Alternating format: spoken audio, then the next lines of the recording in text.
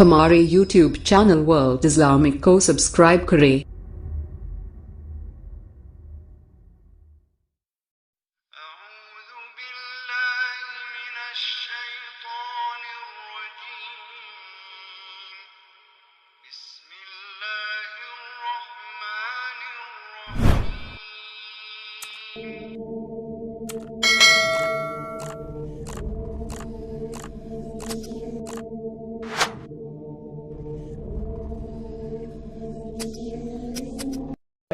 یہ جو جادوگروں کا تتبع کرنے والا شعبہ ہے، اس کے صدر اور پریزیڈنٹ ہیں شیخ عادل بن طاہر المقبل، بڑے عالم ہیں اور کافی جادوگروں کو انہوں نے پکڑا ہے، کافی جادوگروں کو انہوں نے سزائے موت دلائی ہے۔ شیخ عادل کی ایک چھوٹی سی کتاب سعودی عرب کی حکومت نے چھاپی، جس میں انہوں نے یہ بتایا ہے کہ جادوگر کیسے جادو کرتا ہے، کیا کیا مکاریاں کرتا ہے۔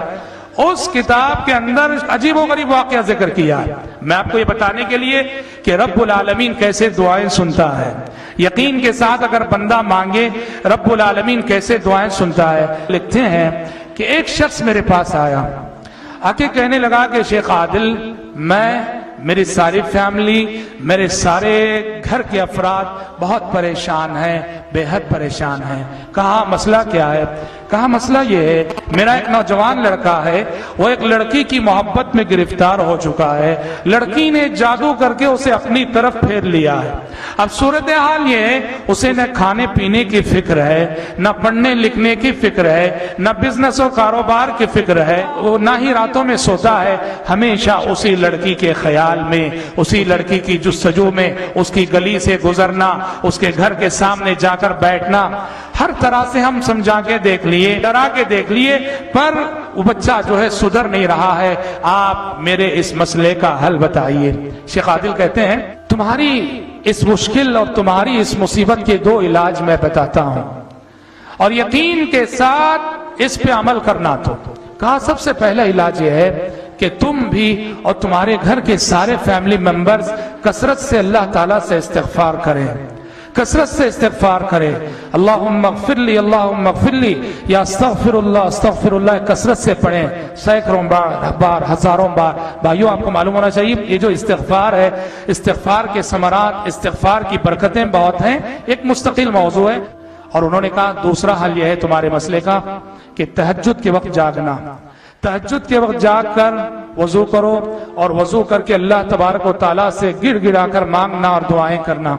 اب یہ شخص ان دونوں باتوں کو سنا اور جا کر اس پر عمل کرنے لگا، کثرت سے وہ بھی اس کے سارے فیملی ممبر سے استغفار کرنے لگے۔ اور اس کا معمول تھا رات میں 2 بجے اٹھ جایا کرتا تھا، وضو کرتا اور وضو کرنے کے بعد خوب رو رو کر نماز فجر تک دعائیں کرتا تھا وہ۔ چوتھی رات اس کا بیان ہے، شیخ عادل لکھتے ہیں چوتھی رات جب وہ اٹھا 2 بجے، جیسے ہی وضو کر کے آیا، فون کی رنگ بجنے لگی، فون کی رنگ بجنے لگی۔ اس نے جا کے فون ریسیو کیا تو کہنے والا کہہ رہا تھا تم جاننا چاہتے ہو کہ تمہارے بیٹے پہ جادو کر کے کہاں گاڑا گیا ہے؟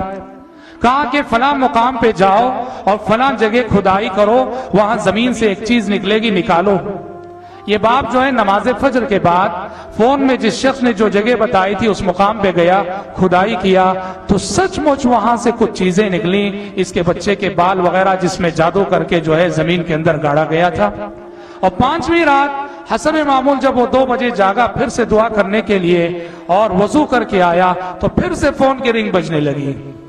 اس نے جا کے فون ریسیو کیا تو کہنے والا کہہ رہا تھا کہ ایک اور مقام پہ بھی جو ہے گاڑا گیا ہے، جاؤ وہاں بھی کھدائی کر کے وہاں سے بھی نکالو۔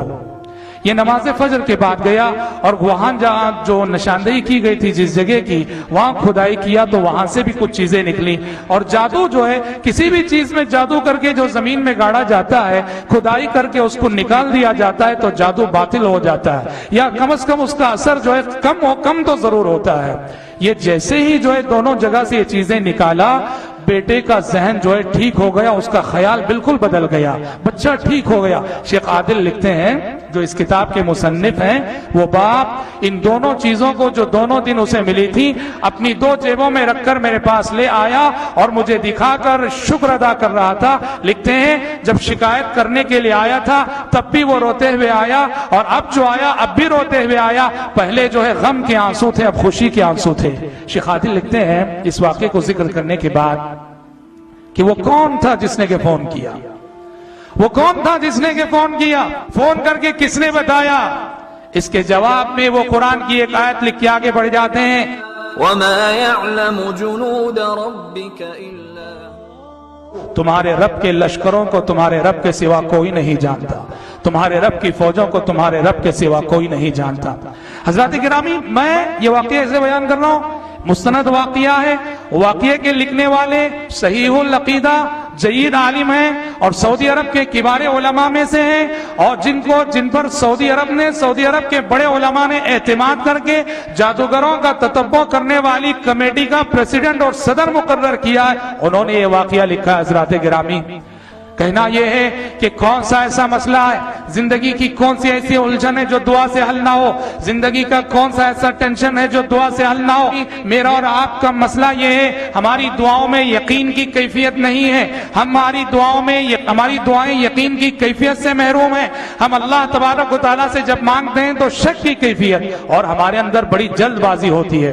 تو حضرات گرامی، تنہائیوں میں، تاریکیوں میں تضرع کے ساتھ اور گڑ گڑا کر اللہ تعالیٰ سے مانگا جائے، یہ دعائیں ضرور قبول ہوتی ہیں۔